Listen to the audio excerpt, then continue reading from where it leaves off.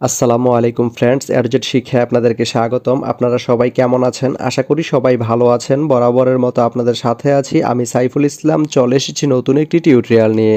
So আজকের টিউটোরিয়ালটি কোন বিষয়ের উপর হতে চলেছে সেটা নিশ্চয়ই আপনারা টাইটেল এবং থাম্বনেল দেখে অলরেডি বুঝে গেছেন। তো আমি কথা বাড়াবো না, চলে যাব মেইন টিউটোরিয়ালে।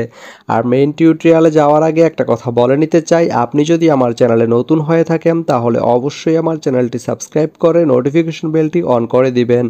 আর যারা অলরেডি সাবস্ক্রাইব করে রেখেছেন তাদেরকে অনেক অনেক ধন্যবাদ। যারা আমার এই ভিডিওটি ফেসবুক থেকে দেখছেন তারা আমার পেজটি ফলো করে সাথেই থাকবেন।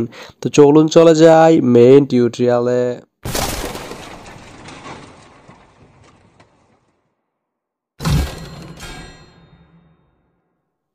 তো বন্ধুরা, আজকে আমরা জানবো আপনি শতাবগঞ্জ থেকে ঈশ্বরদী বাইপাস যেতে কোন কোন ট্রেন রয়েছে, সেই ট্রেনগুলো ছাড়ার নতুন সময়সূচি, বন্ধের দিন এবং গিয়ে পৌঁছতে কতক্ষণ সময় লাগবে বিস্তারিত।